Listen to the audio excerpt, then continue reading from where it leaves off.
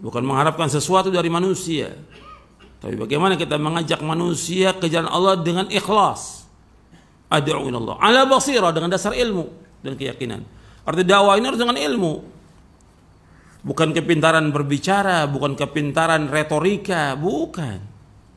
Tapi bagaimana dia menguasai Quran dan sunnah ala fahmi salaf. Sekarang ini dakwah macam-macam sudah orang. Dianggap dakwah ketika dia bicara ceramah. Dianggap kalau orang udah ngomong depan mimbar ini, udah di podium, dianggap dakwah.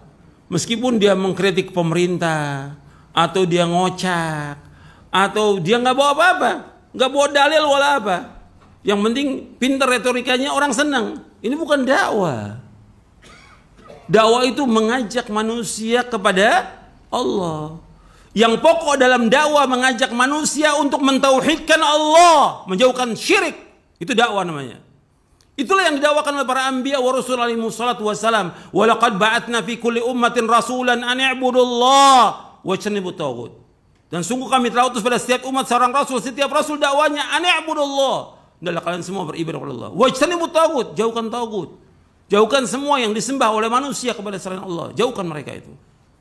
Itu dakwah. Arti dakwah itu mengajak manusia ke jalan Allah.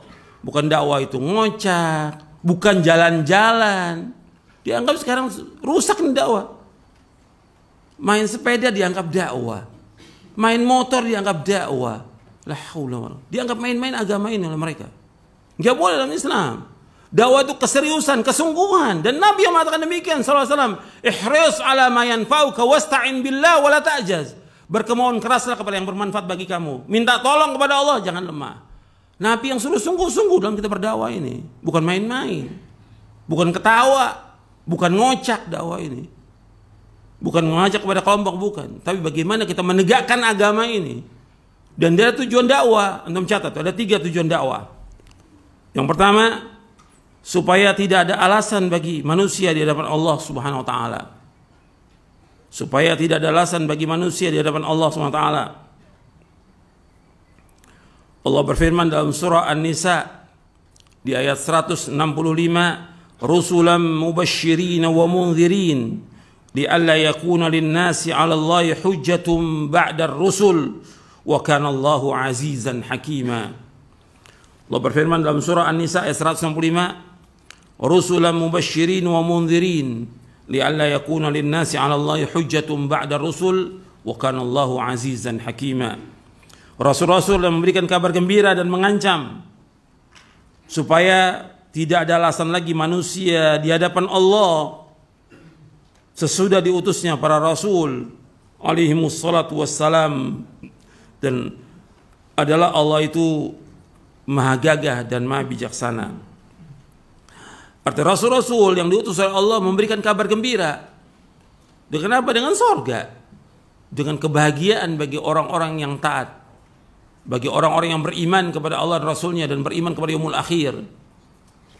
Dan mengancam bagi mereka, kalau mereka tidak masuk ke dalam agama Islam, tidak beriman, mereka akan diazab oleh Allah, akan dimasukkan ke neraka. Selalu tuh dai itu antara dua, memberikan kabar gembira dan mengancam. Basyir wa nadhir. Selalu memberikan kabar gembira kepada manusia dan juga mengancam manusia. Dan selalu dakwah itu seperti itu. Ketika orang hanya memberikan kabar gembira aja kepada manusia, maka nanti orang akan lalai. Jadi harus dua, basyirun. Kalau orang hanya mengancam saja, nanti orang akan putus asa dari rahmat Allah. Jadi harus seimbang antara dua ini, basyir wa nadhir. Itulah dakwah.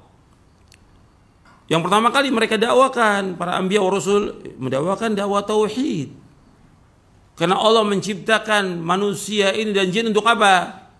Untuk ibadah. Wa ma khalaqtul jinna wal insa illa liya'budun. Tidak aku ciptakan jin dan manusia untuk beribadah kepadaku. Beribadah kepada Allah artinya mentauhidkan Allah. Nah, tugasnya para nabi menjelaskan kepada mereka bagaimana mentauhidkan Allah dan menjauhkan segala macam perbuatan syirik. Supaya apa? Supaya enggak ada alasan lagi bagi manusia. Enggak ada alasan nanti manusia mengatakan di hadapan Allah, ya Allah, enggak ada rasul yang diutus. Enggak ada dai yang mendakwakan dakwah tauhid di tengah-tengah kami. Akan menuntut nanti manusia. Enggak ada di tempat kami ini nggak ada dakwah, nggak ada orang mendakwakan dakwah tauhid. Yang terkenal di sini apa? Dai-nya nanti di hadapan Allah pada zaman. Dituntut oleh Allah. Kamu diberikan oleh Allah ilmu, kenapa kamu nggak dakwakan dakwah tauhid kepada manusia? Akan dituntut di hari kiamat orang-orang seperti ini. Kita harus dakwakan dakwah tauhid. Itulah pokok semua para anbiya wa rasul al-mursalin diutus. Bagaimana mendakwakan dakwah tauhid agar manusia semua beribadah kepada Allah, agar manusia semuanya meninggalkan segala macam perbuatan syirik. Karena syirik ini menghapuskan seluruh amal. Dosa besar yang paling besar, kezaliman yang paling zalim, kemungkaran yang paling mungkar di muka bumi, dan menghapuskan seluruh amal.